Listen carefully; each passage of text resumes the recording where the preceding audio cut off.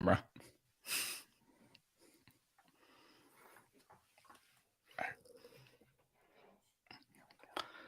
All right, welcome everyone. Sorry, it's my reflection on the ceiling.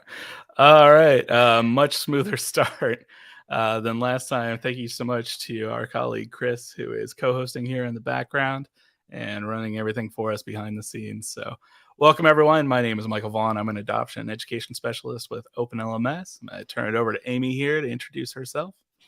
Hey everyone, we're glad you're here with us today. My name is Amy Tessitore, and I'm the Senior Manager of Adoption and Education for Open LMS.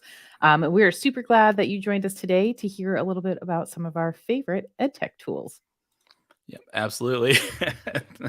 I was just recalling our last session where everyone was very, very gracious and patient while it took us 6 or 7 minutes to get rolling. We had some trouble getting into the studio, but it is March 8th, so 2 very, very important things to mention. First, happy International Women's Day. Very big fan of this holiday. And also, happy birthday to my mom. So very coincidental that it happened today on there. I'm not even sure if she's watching. She's probably just at work right now doing her thing. This is our second EdTech chat of 2023. Welcome. We are going to be doing these on a monthly basis. And we're actually going to be pulling in some folks along the way to join us and talk about some of their perspectives and experiences. So we're very, very excited about that. Please stay tuned. Last month, when we had an EdTech chat, Amy and I talked a little bit about artificial intelligence and ChatGPT and the impacts that they might have on education, teaching, and learning. And this time around, what we're going to do is we're going to talk a little bit about some of our favorite EdTech tools. Now, this sort of reminds me of something that happened to me a couple of weeks ago. My partner and I were out at a party and we met like some new folks through friends. And, you used to have like that general Ford conversation, right? Family, occupation, recreation, dreams. And they were asking me a little bit about what I do. And I say, I work for a company called Open LMS, and we host this open source product called Moodle. And they were like, doesn't open source mean that it's free? And I said, yeah, it does. Open source software is free software. And he was asking like, well, and how does that work? And I said, the best metaphor that I've ever heard to explain this is software that's free is free like a puppy is free, not like how a beer is free, right? When you get a puppy, you could go on Facebook Marketplace today and get a free puppy or a free kitten, but those are not really free things. They come with a lot of additional added and hidden costs that come along with sort of that DIY approach. So if I do get a free puppy, that's great. I didn't have to pay for the puppy. I do have to buy a leash. I have to buy food. I have to take them to the vets and get some expensive tests done and get some expensive vaccinations and get them on expensive heartworm medicine. That's even with like one of those payment plans. So yeah, feel free like speech, not like beer. And so that's one of the challenges that comes along with free software. And I want to be upfront about that. So the tools that we're talking about today are free in some way, shape, or form. When you look at free tools, are we budget conscious? Absolutely. We're always trying to think of ways that we can save our clients money. If any of you were able to join us at the Connected conference, our annual conference that was last week in Phoenix, then you heard me say this in the H5P session. I love free software. I love figuring out what is already there. What do we already have access to that we can get even more out of? So that's one of the reasons that when we talk about H5P, I'm such an enthusiastic supporter of it, because here's this fantastic SCORM Lite-esque software that's built right into your site. And all it takes is a little time and attention to develop that skill and get even more out of it. Along those lines, when we do talk about tools today, one of the things that I want to say, this isn't really a disclaimer. It's just, we want to be upfront with you. Because, free software is sort of free in the same way that a puppy is free. A lot of the things that we'll mention are things that are called freemium. And if you have not heard that phrase before, what it means is there's a free tier of that service. And then if you pay a certain cost or a subscription, you get access to more features depending on the tier and how much you pay. So there's usually like a baseline level amount of free activity, free services available. And building on that, like if you paid a little bit more, there would be that.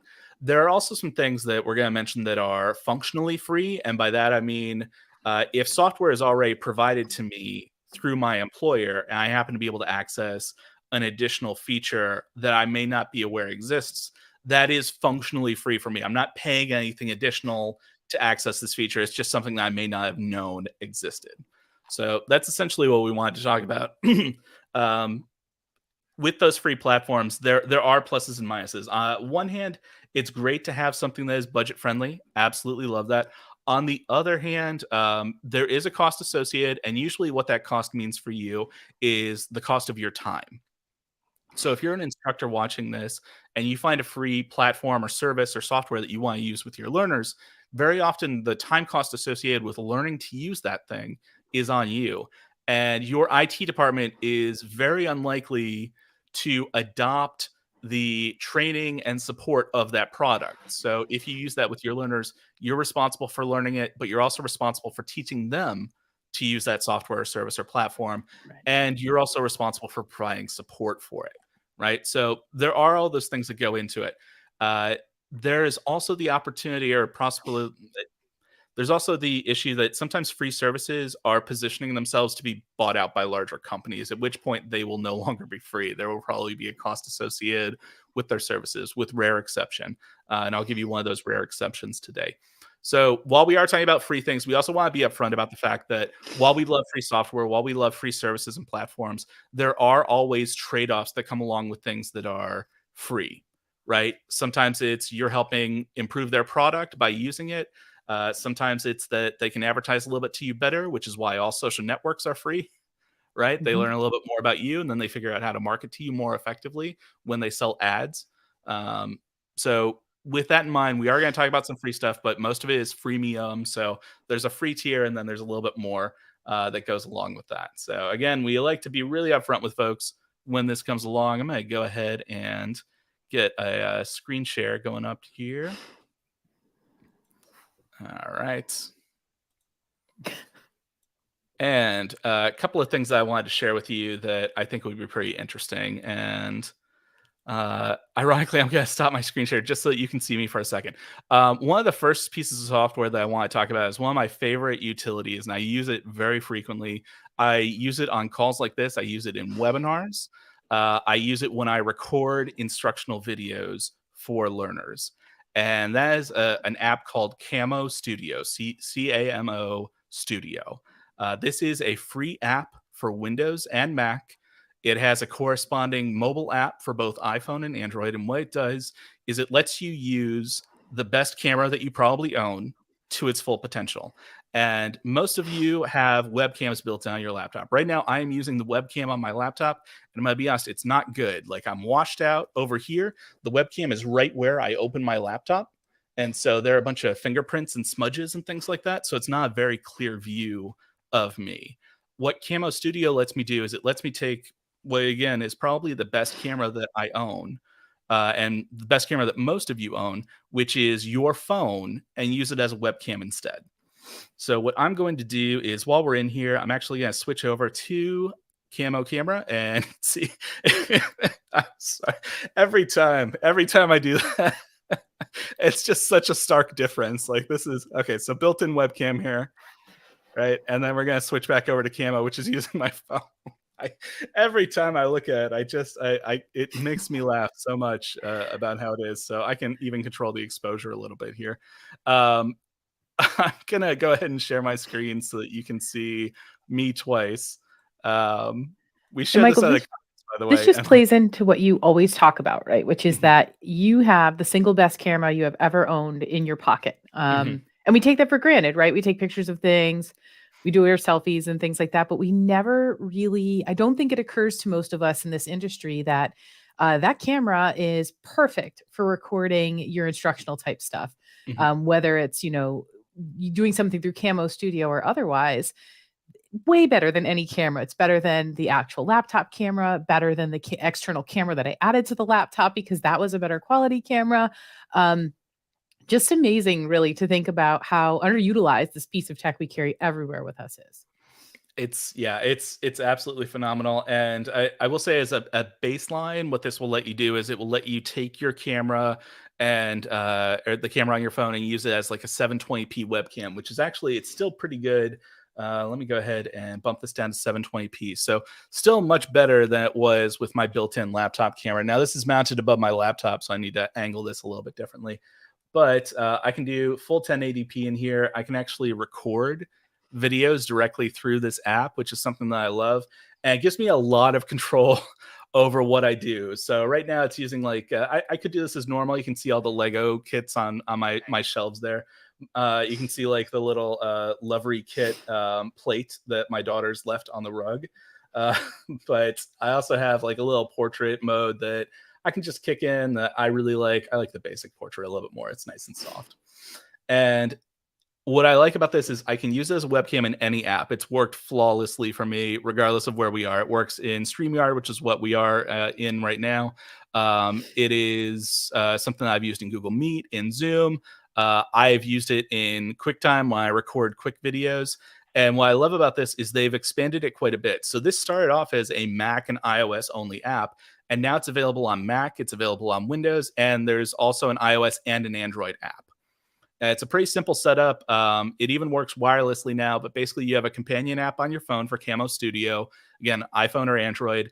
You open that app, you connect to the app on your laptop, and it turns it into a webcam live for you. I prefer to use it wired, so I have it plugged into my laptop right now, but there's also a wireless option. And there's so many nice little things about this. Like right now, you may notice that my window over here is a little blown out, right? Let me see if I can convince it to overexpose me a bit. So right now it's a little blown out. I have the option in here to actually change the exposure and a lot of the features. So I can bring that exposure down a bit. It'll make me a little bit darker, but that's okay. If I have a light in front of me, like I can turn my flash on my camera and like hopefully get, it's too bright in here for me to actually show you what that would look like. But I have a lot of options in terms of how I adjust my image, including the white balance. So if the temperature's off in the room, like let's say I'm using those lights that have like an orange tint on it, this will be an extreme example. I can give it more of a blue tint to offset that. Or if there's a little bit of a blue tint from those LED lights, I can add a little bit more orange, make me look a little bit more natural. But otherwise, it will just try and figure those things out automatically for you. So if I let it go automatically, it'll change the exposure a little bit more than I like. So I can bring that down just a bit. The other really nice thing that I love about this is since I'm in webinars with clients a lot, I want to put a good foot forward, right? So it's nice having a nicer quality video, but it's also understandable that folks would forget who I am from time to time. Have you ever done that thing where someone, like Amy, I don't know if this happens to you too, but like someone will introduce themselves to me and like I will hear their name and I will be shaking their hand. And then 30 seconds later, I'm like, I don't know who you are anymore. Like my brain just lost it. So there's a really nice overlay editor on the Mac version of Camo that they're going to expand out to the Windows version eventually. So I can actually have a little overlay on my camera. Right now, StreamYard doesn't overlay automatically for us, but this is something I'm able to add in automatically that is pretty simple. I don't know if StreamYard flips the video or not, but if that happens, I can always change it a bit. So having this on screen that just has my name and my title and like a link to my LinkedIn, a link to our support site, really simple stuff. These overlays are just a simple click of a button. I really love this app. So, at its basic free level, you can use it for 720p. You can use one of the cameras, which is just the normal widescreen camera. If I go ultra wide, you'll see like that this room is zoom clean, right? Like it's just, you can see all the stuff off camera. It's like, oh, okay, maybe he didn't pick up the office as much as he looked. Telephoto, little intense. You can tell that our daughter was really upset this morning about getting her hair combed. And so it was either get her hair combed or shave my beard. And I opted to get her hair combed for school. So we have all these different options going on in this app. But again, the freemium version is going to let you do 720p with your phone, which is still technically HD. It's not full HD, but it is HD. And it will let you use, I think, just this basic camera on your phone for using it as a webcam. And it's not just webcam stuff. Like I could actually record video in this app if I wanted to, which is a pretty cool thing to have access to. I'm a tremendous fan of this app in particular. Windows, Mac, iOS, Android. There's a little bit of feature discrepancy between some of the versions, but otherwise, I think it's a really, really clever setup. And I'm just going to leave this up as my camera moving forward. I'm just such a big fan of that. All right. Along those lines, let's talk a little bit about creating media, right? So one of the requests that we've gotten a lot lately has been, what do we do with like podcasting and things like that? We talk a lot about video, but a lot of requests that we get are like, what's a good podcasting platform? And this is going to be one of those rare exceptions where, let me see if I don't have it available somewhere. I'm going to open it in a private tab so that I'm not logged in. There was a really interesting mobile app called Anchor that came out several years ago, and it was one of the simplest ways that I've found to rapidly create a podcast. And there are always trade-offs when it comes to things that are easier to use, right? On one hand, it doesn't really allow for advanced audio editing, which is something you might want on a podcast. But on the flip side of that, the way that you arrange clips in Anchor is one of the simplest ways that I've ever seen for people who are not comfortable with audio editing.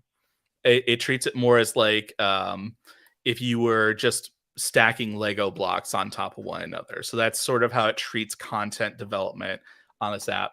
And this is one of those rare exceptions of an app that was free, that was bought by a larger company, and then became entirely free. Usually you see it go the other way around, where it's a free app and then it's bought by a major company, and then they add all these different tiers and subscriptions and things like that. Spotify is very invested in getting you to publish podcasts on their platform because they want more people to use Spotify. So they have made Anchor, this podcast development app, entirely free. And they are owned by Spotify now. So it used to be independent. Now it's owned by Spotify. This is a mobile app. It's also an online interface. So there are, let me hop in, and I'm actually just going to show you what it looks like on mine. This is sort of what it looks like behind the scenes. I'm going to go into an editing interface, and this is what the editing interface looks like. So you can either record in-app, or you can record separately if you like to edit your own audio and then just upload in here afterwards. But she treats everything as its own distinct little section. And if I want part of this episode to appear earlier, it's literally just a click and drag style interface, right? This is one of the simplest audio editing platforms I've ever seen in my life, because there's no, there's no graph or anything. Like, you're not seeing the lines like you do in a more advanced app like Audacity, which we can talk about here in a minute. But you just upload the files that you want and you drag and drop them. You can even like record directly in your browser if you wanted to. It has a nice integration with another podcasting service called Riverside. Riverside I won't go too in depth with, but essentially what Riverside does is it records the audio and the video. So if you wanted to do like a video style podcast, you can use Riverside. They have a freemium version, but it's really worth it to pay more. So that's why it didn't make it on my list of free tools. But what Riverside does is, like, if Amy and I were using Riverside right now, it would actually be recording high quality versions of our video and audio directly to our computers and then uploading that to Riverside later, instead of recording the stream, which is what happens in like Zoom or Google Meet. And then you end up with a lower quality recording, right? This is something that I really, really like. So it does have an interface with Riverside. You can record in Riverside, bring it back here and edit it later. And again, dead simple. I've never seen something this easy in terms of editing audio. And then you just save changes. You publish your episode. It can be published to Spotify. It can be published to like Apple Podcasts, a bunch of other places. And it's all free. Because again, Spotify has a vested interest in trying to get as many people to use Spotify as possible. So when they diversify their offerings to include podcasts and make it really easy for you to make podcasts that other people might want to listen to, that's where, the benefit comes in. So yes, it's free. You're also helping promote Spotify in a roundabout way. So if you're not a fan of like their business practices or something like that, or if there's something that you don't like about Spotify, it's something to keep in mind. But I happen to enjoy Spotify. They've done one or two things I'm not a big fan of. But by and large, like, this is a really easy way to create new podcasts. And the mobile app is a lot like this. So it's just, when folks ask, like, how do I get started with podcasts? I would say this, right? You hit record, you drag and drop, and then you publish. And it's one of the simplest things that I've ever seen. It's a really, really clever interface. If you ever wanted to have your learners come up with a podcast, it's pretty simple. It's pretty simple to use. I like it quite a bit. And the monetization is really just if you want them to put ads in your episodes, you can do that, right? It's an optional thing, but I can't say enough nice things And about we're it. It's a seeing really podcasts, simple to Michael, use. become Yeah, and podcasts are becoming much more popular in both the higher ed space in courses as well as in professional development training, particularly when we have completely asynchronous courses.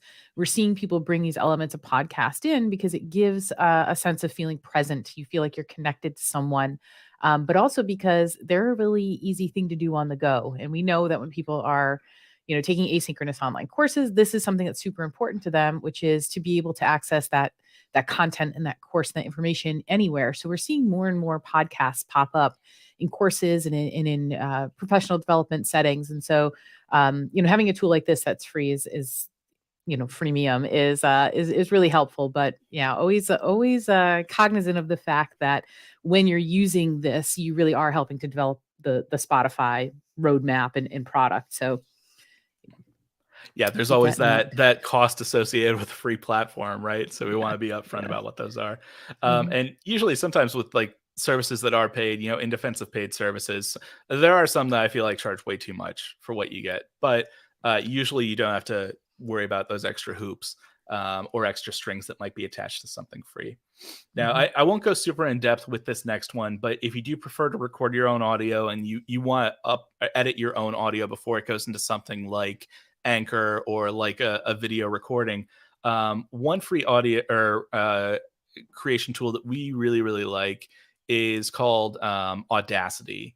And this is a free audio editor. It's available on just about any platform, Windows, Mac. I think there's even a Linux version if you happen to be one of the folks using Linux out there.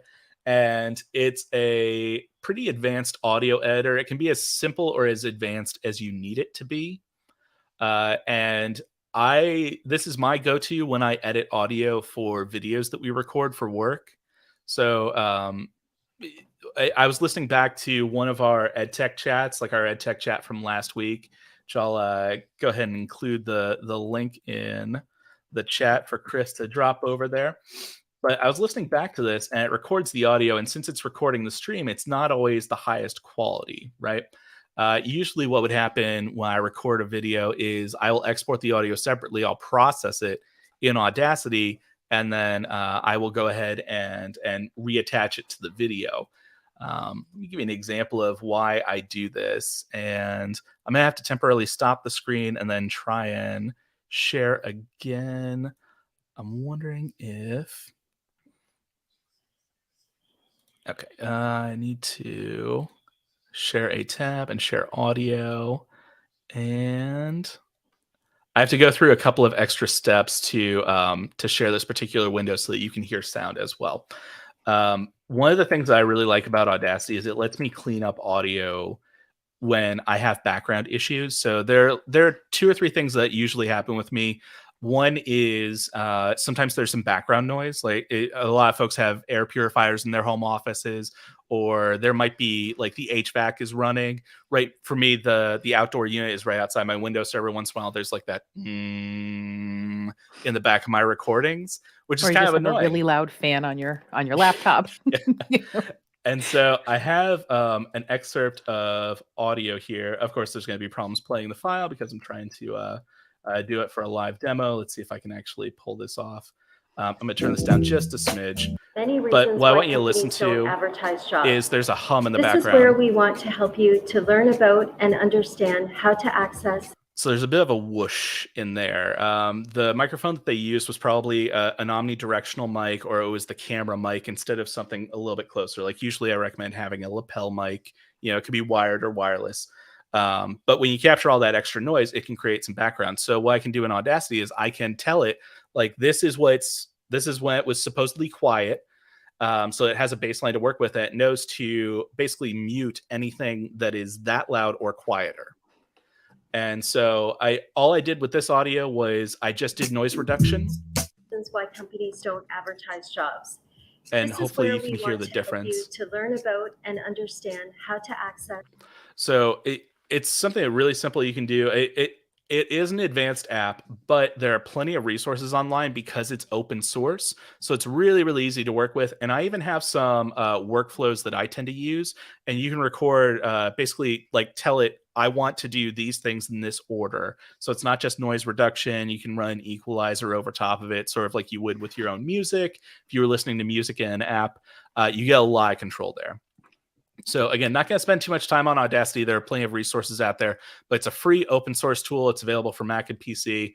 And I'm really a big fan of it. It also helps me solve a second problem, which is because this microphone is a good microphone, I kind of take a singer's breath where it's like a quick pull in air with my diaphragm, like all the air that I need so I can keep talking. The problem is when you have a nicer microphone, it catches those breaths. And I also have a noise gate plug-in. And if you think about it, like this is going to sound complicated, but think about what a gate is supposed to do. A gate's supposed to keep things out and let things in, right? And so what a noise gate does is it keeps some sounds out and it lets other sounds in. And what I can do is I can tell it, this is what it sounds like when I take a breath. It will mute all those sections for me in a recording so that when you listen back to it, you don't hear me go every couple of seconds as I'm, just existing and breathing, which is really nice. Mm-hmm. Along those lines, so while we're on the audio thing, this is one of those functionally free things. And I'll show like 2 more things after this and then toss it to Amy to share some of her favorite free tools. This is functionally free because you probably have access to it, but it is a paid service. So if your employer provides access to Office 365, let me go ahead and stop sharing. I'm going to set up a new share here. Originally, I was sharing just a tab, so this is why I'm constantly like stopping sharing it. I have to share just a tab if I wanted to share audio with you. Hey, Pearl.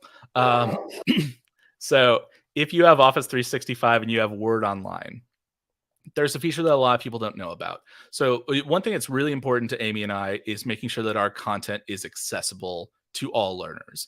And one thing that goes along with that is if we're recording a lot of video or we're recording a lot of audio, we also want to make sure that there's a transcript or captions provided with that. And we don't just want to lean on the transcript or captions that come through like auto-generated from a site like YouTube, as an example. Right now, some of you might be watching this from a specific platform specifically because it has automatic captions that are generated for it. And even then, they're not going to be perfect. So I'm trying to figure out, like, how do we leverage this? How do we create a better workflow for creating transcripts? And there's a fantastic feature that a lot of people don't know about that's available even in the most basic versions of Word Online. Now, there is a dictation tool in here, but if you open up that menu, there's a transcribe option. And so what you can do is you can upload your own audio and it will automatically transcribe that audio for you. Now, I ran one a little bit earlier because it can take a couple of minutes to process through, but it will break everything down with timestamps. And it will figure out, sometimes it'll catch like little ums and ahs and things like that. What I really like about it is this is just a clip of audio that I took from the conversation that Amy and I had in our last EdTech chat. So it's about a 2.5-minute clip from that last conversation. And one thing that you'll notice here is it can distinguish between speakers. So not only is it transcribing my audio, not only is it timestamping everything, it is also identifying who is speaking and when. And that's something I really like, especially in a back and forth and a transcript. This is incredibly valuable. And what I really love is I can just edit this and say, instead of speaker 1, this is Michael, change all to speaker 1. And go ahead and update this to Amy. Change to. I'll go ahead and just add this text in here with speakers. All right, I didn't save it properly. My apologies, but you can see like this is where I was talking, this is where Amy was talking, and this adds just the text into here as an example.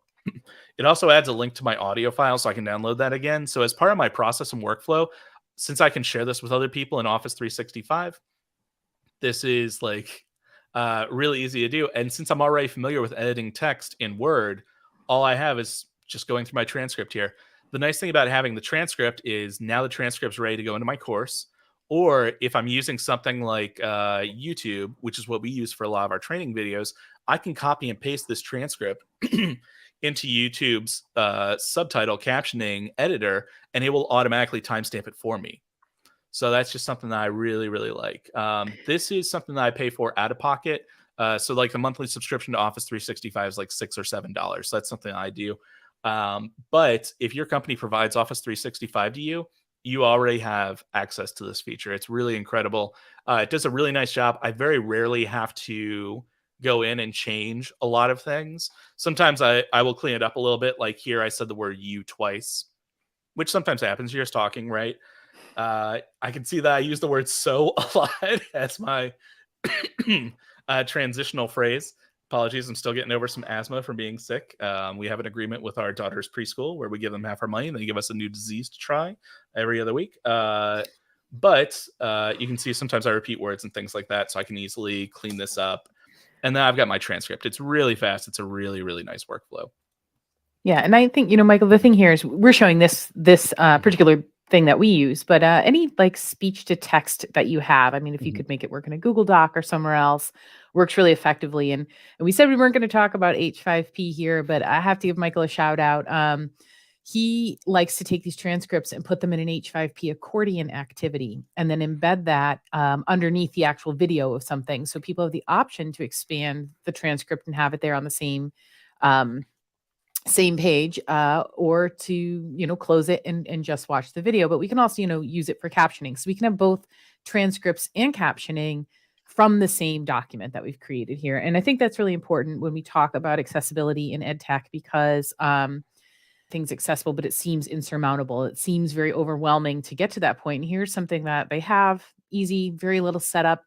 They don't have to actually transcribe anymore where they're typing, like we once did. And this really helps us to promote that accessibility everywhere. So we're using video so frequently now.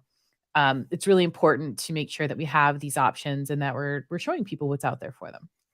Yeah, absolutely. And thank you, Hart, for doing the live transcription. I appreciate it. I wanted to show two more things before tossing it to Amy, and I'll try and be as brief as possible so she has some time to share her stuff too.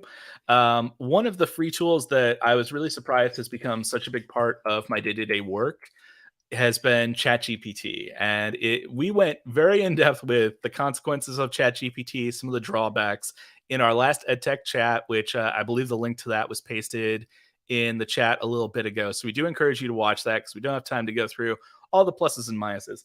But primarily how I'm using ChatGPT in my work is to get a little bit of a leg up when I'm having trouble getting started, especially with writing. And we don't write like academic papers and things like that. Sometimes we just write session descriptions, right? We know what the session's going to be about, but writing the session description itself is a little challenging. Or maybe we're having trouble coming up with titles for a webinar. Or maybe I just need to come up with a list of tips and advice, right? And very often, even in our day-to-day work, like if you're in a supervisory capacity, you have probably assigned one of your direct reports to write something for you that you then edit before it goes live. And so this is sort of the same thing where you're asking ChatGPT to help you get started writing something. I came up with a prompt a little bit earlier, and the prompt is generate a course outline for a college level nursing course that meets twice a week for 15 weeks. Use this course description. This is a course description that I borrowed from a nursing class about, I think it's about postpartum care for families in nursing programs. So one of our clients, just their course description for one of the courses in their nursing program. I'm going to give this prompt to ChatGPT, and it is going to very rapidly come up with a full-blown, not just the course description, which it expanded on, but also course goals. Like I didn't even ask it to do this. It's doing it voluntarily. And now it's coming up with a full course outline. This is all happening live, by the way. This is not pre-recorded. This is not anything. This is literally happening live. This is AI writing a full course outline as we are live on this call. And if you think about the time that it would take us to go through this, it would take a while. By the way, it also broke down assessments. Like here are assessments and how those break down, including 10% for professionalism and participation. It has a dedicated clinical component from weeks 10 to 15. So it's already figured this all out. And it's not like I would just say, okay, if we're trying to redesign this course, we're actually, just hit send, we're done. But it's very often easier to start when you are editing rather than trying to ideate from the beginning. So this is a really nice start to the ideation process where I don't have to come up with everything from scratch. I now have a baseline to work off of. And even if something in here is something that's a bad idea where I'm like, no, I kind of hate this. Usually bad ideas help inform good ideas, because the reason something is bad is also the reason that something else is good, right? So I love using this as a starting point in my work. It helps out tremendously. As you can see, like, this is a lot of content for it to come up with very, very quickly.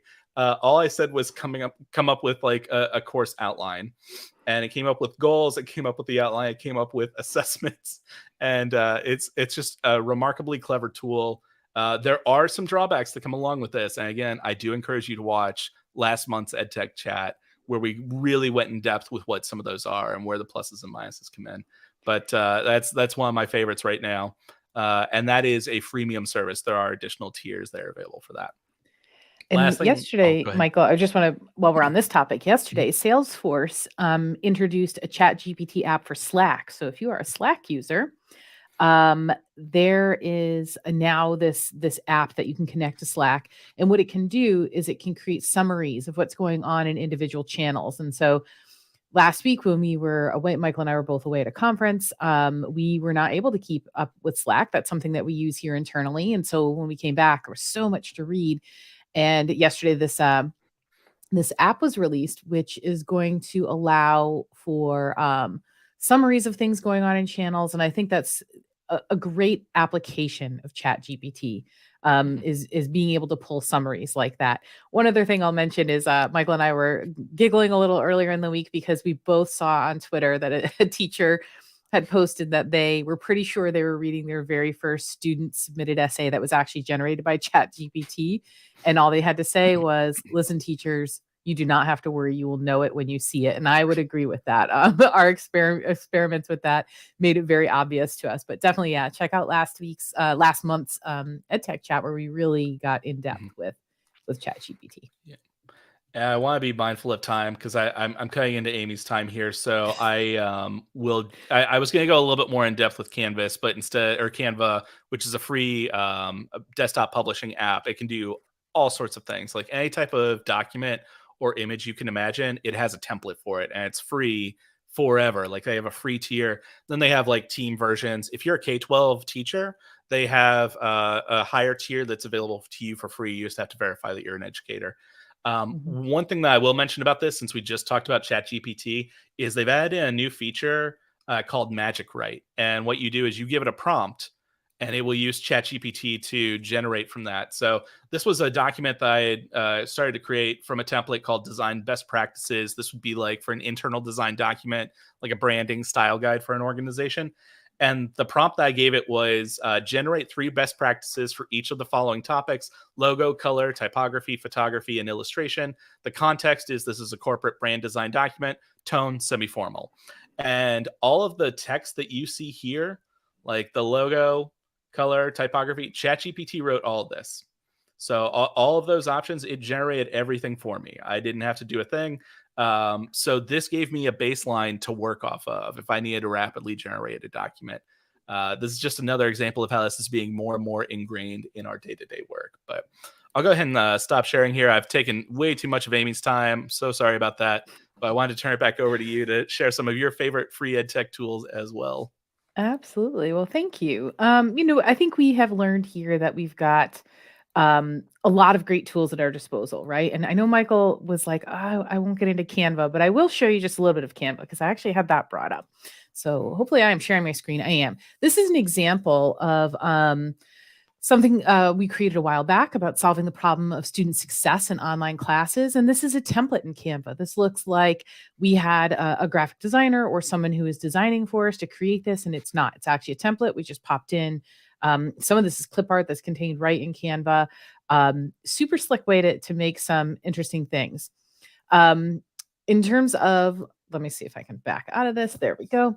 Now I'm super zoomed in. But so Canva is definitely one of those things where I use the free version. I have at times used the paid version, but you can see even things like resumes. I love to help my students create a really effective resume using something like Canva. See if it loads. There you go. It's just an update from the typical Word document, right? So We are all, bored to death with how Word documents and Word things like that. But there we are. Let's see. Hart mentions she is not able to see my screen. It So, just came up for me. all It right, it cool. taken a All right, moment or two. just taking a little slow on the uptake today. So, there are a lot of things we can do with Canva. And as Michael mentioned, these are all templates that are in there. Almost all of this was created, using the free version, which I think is really, really cool. One of the other things I wanted to talk about today was Kahoot, and many of you have probably heard of Kahoot before. So Kahoot is like a way to create kind of it's to gamify things a bit. So it's an online game-based platform, and whether you're a parent or a teacher or a trainer, you can create games and quizzes, and you can give access through the web. So here we are on the web version, but there's also an app. And I'm a big fan of EdTech tools that have an app related with them because typically, especially in higher ed, but higher ed and beyond, so higher ed, corporate, like we mentioned, everyone has their phone with them. So an app makes for a really effective way to get people involved in things. But even as a parent, you can use Kahoot and create things online for your kids if they'll do them at home. Kahoot does have a free tier, but the paid tiers are pretty reasonably priced and offer you some advanced features that you wouldn't have on the free tier. All I've done here is actually make a Kahoot, which I did in the Create Kahoot, signed up for free. I'm able to create things. I can edit them. There's templates for everything. And then I can actually preview my Kahoot in here just by clicking start. When people are going to join, they're just going to go to the app or go to the web, and they are going to input the code that's specific to this Kahoot, and then they can join. This was super popular when we put everybody online for COVID, but I've seen it used at conferences and things like that. And so you can see, like, here's a little bit. I templated some things, but not other things. So we're here to discuss our favorite EdTech tools. Here I could put a question in to set the scene, and then like someone could answer it. I have a countdown here, so there's only 20 seconds to answer any given question here. The thing I like about Kahoot is, I'd love to keep everything inside the LMS, right? Like ideally, everything's inside the LMS, but it's not necessarily realistic. Like anything else, you need a little bit of change of scenery sometimes, and using something like Kahoot can be fun. I also like that it gives you a little like an avatar that you get to use, and they're cute. They look like aliens or animals or things like that. And even when we're talking about adult learners, this type of thing is pretty attractive to them. Gamification is still very attractive to learners. Gamification, incentivization, these are things that help to keep people engaged. But I like Kahoot because we can actually be focusing on something in a training or in a classroom and still bring up a Kahoot on our phones and go through it. Or have it in another tab and kind of go through for that. I've definitely seen Kahoot being used at conferences, whether you're online or face to face. So I've been seeing it used in both places, and I think it's a pretty cool tool. And I like that the free version is pretty functional. The paid versions you can the paid versions are actually geared toward different audiences. So it could be like a teacher or a student or in corporate. And the paid tiers are actually geared toward those different audiences, which I really like. I like the audience specific nature of what we can do with Kahoot. One of the other ones you probably have heard of, or maybe you haven't yet, is Flipgrid, which has since been renamed Flip and is now owned by Microsoft, but is free. So kind of an interesting turn of events there with that still being free. In Flipgrid, I can really put a spin on those standard discussion forums that we have. Even though I use discussion forums a lot when I'm teaching, they're not my favorite thing, especially the icebreaker or the like introducing yourself, forum. Like how many times you can tell somebody your favorite color, right? Or what animal you would be if you could be an animal. Grab some But Skittles. exactly. Yes. So, but with this, we can actually create a bit of a video. So we can make a flip that's like our introductions, and we can post short video introductions of ourselves, and we can post video replies to one another as well. And I think this matters, especially again in that asynchronous environment, which we're seeing more of. We're seeing a little bit less of the hybrid model for online and more of an asynchronous model where we're not actually holding regular class time. Something like Flip lets you create these videos, and it solves the problem of tone. So if I've created a forum post and someone's replying to me in text, I don't actually know their tone. So I could be misreading that. They could be implying something that I have or have not picked up on, when you have some of these options where you can introduce a little bit of video into things, you reduce that issue with tone. People can see one another, they hear one another, they can see body language. So it's really nice for things like introductions, or as you can see on the screen, weekly check-ins. Weekly check-ins in a video format are extremely effective when we are teaching courses or doing training. And so being able to do something like Flip lets us actually build out this video very easily for free, something that's a little bit different than normally. I can actually create groups in here. So I could be teaching more than one course or more than one section, or even have people broken up into groups in my courses and have them in smaller groups in here with content that's more specific to them. That helps to manage a couple things. I mentioned those discussion forums.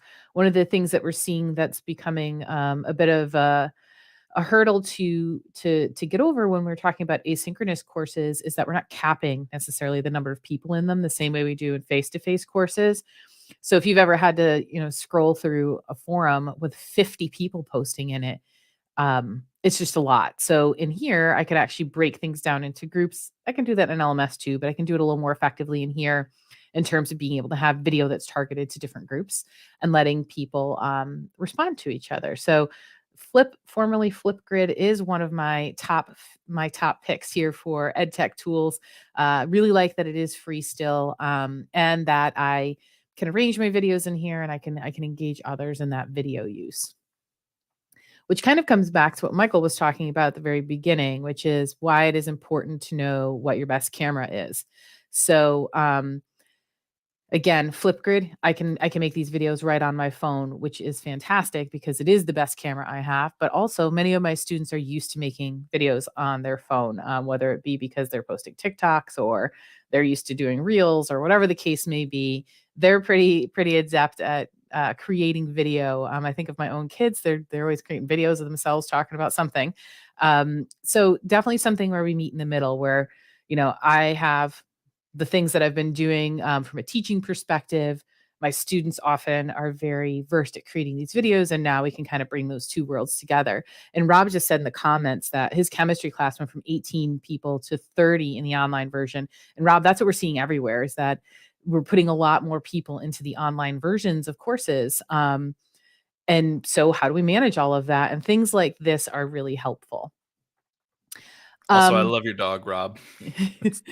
Super cute. We are getting a little low on time. I'm going to jump actually and talk about Thingiverse. So this one's a little bit different. So we've talked more about EdTech tools that we might be using if we're teaching in the LMS. Thingiverse is a pretty cool tool that I think might be helpful. So Thingiverse is where you can go and you can download basically blueprints for 3D printing. There are tons of free blueprints on here. Some are paid, but there are a ton here. They work with a lot of different 3D printers. So whether you're using something like a Prusa printer or an Ender printer, you can download blueprints from here. We have made many things, and if I can find it, I will show you one of mine. I don't know where I put it. I have a really cool Octorok coaster that my son made me, which is from the original Zelda game. That he downloaded from here. And I bring this up because more and more schools are bringing 3D printing into the schools, into technology class. So whether your children are in, you have students in middle school, high school, or college, being able to have this access to free print blueprints is really important. And you can see that there are some different useful things in here. And then some things that are just fun. So we have, measuring tape holder, but we also have like a wizard's cap in here. The one thing to know about using something like this is that even though we can download the prints, we do need to run them through, and we do need to run these files through another program, a slicer. And we use one that's also free through Creately, something like that. But when you pair these two things together, what you get is the ability to print some really amazing things. And when we are looking at what we can do in schools, many times schools are getting grants now for 3D printing, but how we're getting the prints and how we're getting the blueprints for that is sometimes not everyone knows what to do. And so Thingiverse is definitely my recommendation. And Michael's got his favorite Thingiverse object there in the chat for you to check out. There are a lot of cool things. Be aware there are some weapons on here. So if you are working with that middle school population or high school population, you're going to want to set a few limits about what they can and can't print probably. But there are some things that are very, very helpful and effective on here.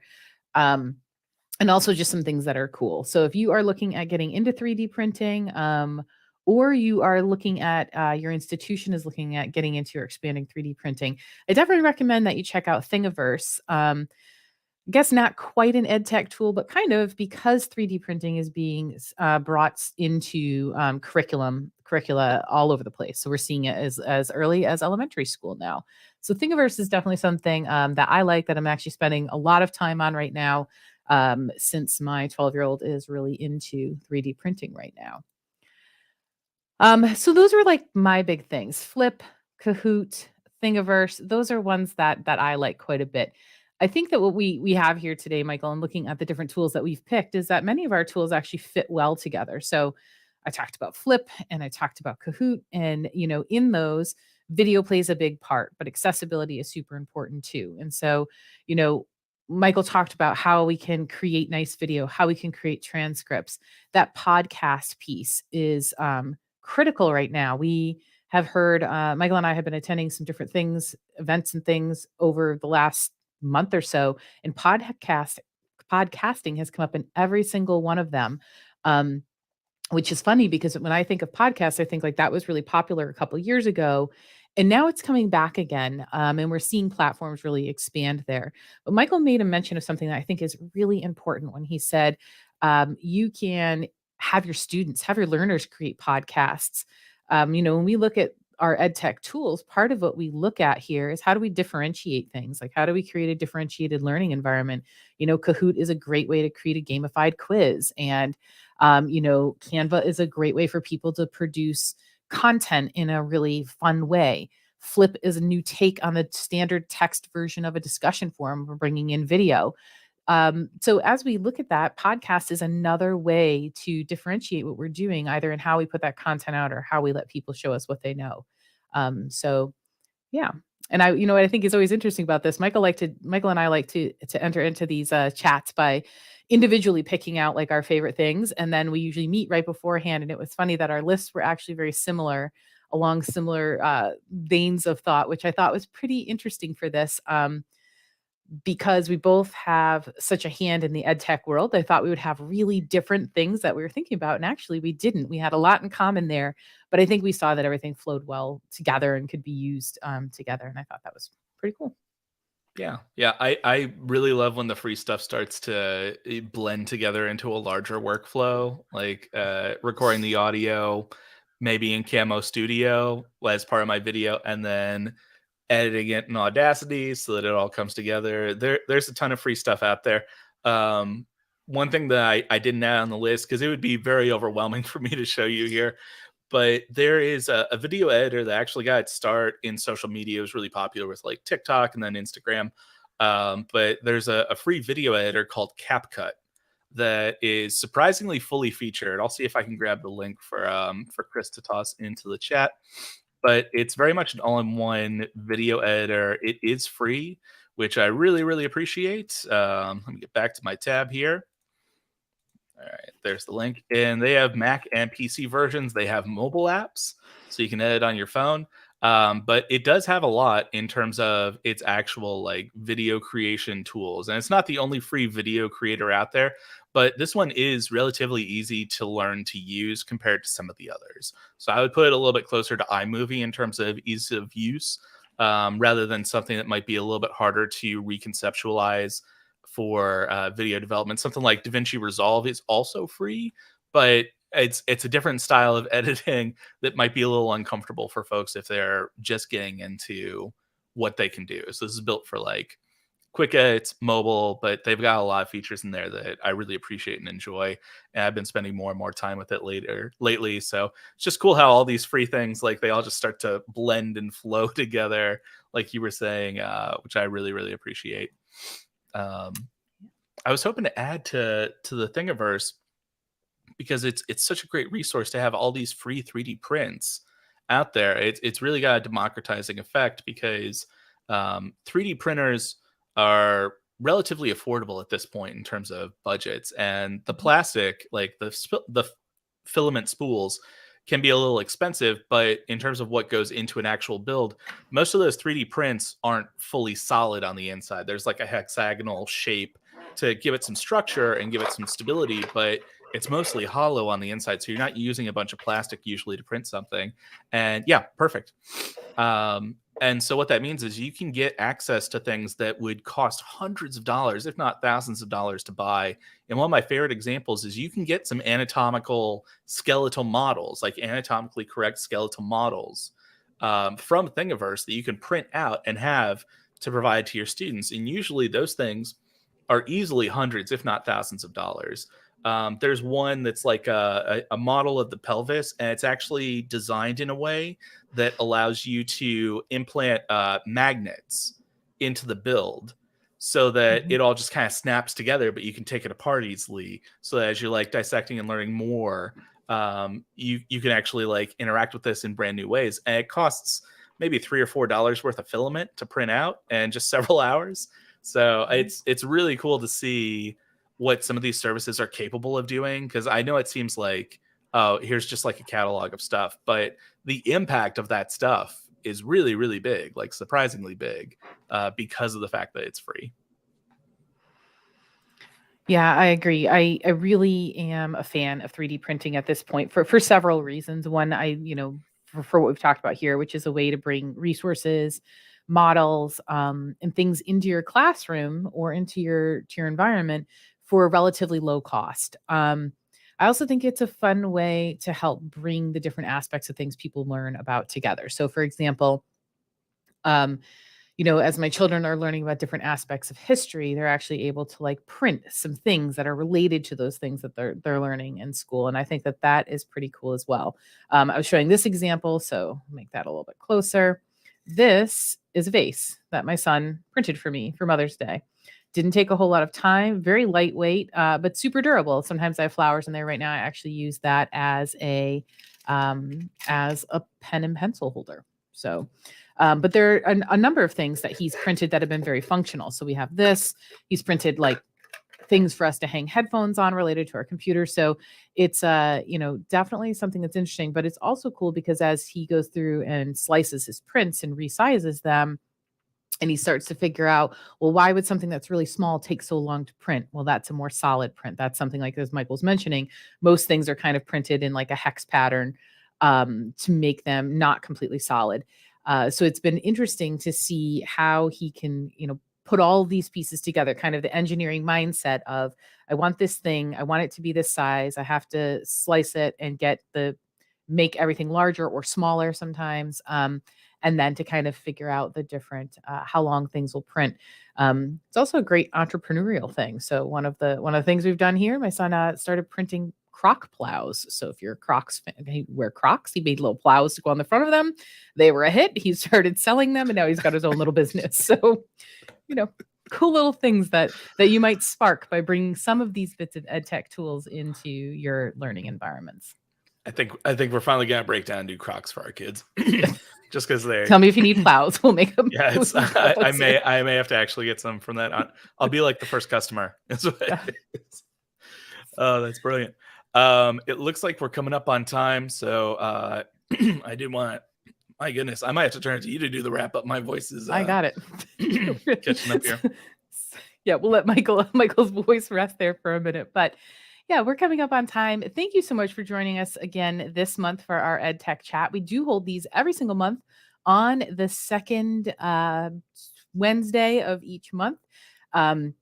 So make sure to check back on our LinkedIn page. You'll always have those links there to get in here and meet with us. We have a different topic every single month. We're going to be hopefully bringing on some guests for next month to talk about some interesting things related to the education sphere and the overall landscape of what we're doing in skills-based training. So I think that's where we're headed next month. But keep an eye out. We will be posting more about that on LinkedIn, and hopefully we see you next month. Yeah. And the only thing I would add to that, now that my voice is back, is we were going to put a list of all the tools that we mentioned in the description of the YouTube video when it goes live. The recording for this, sorry. Cool. All right, everybody. Well, see you soon. Thanks, everyone.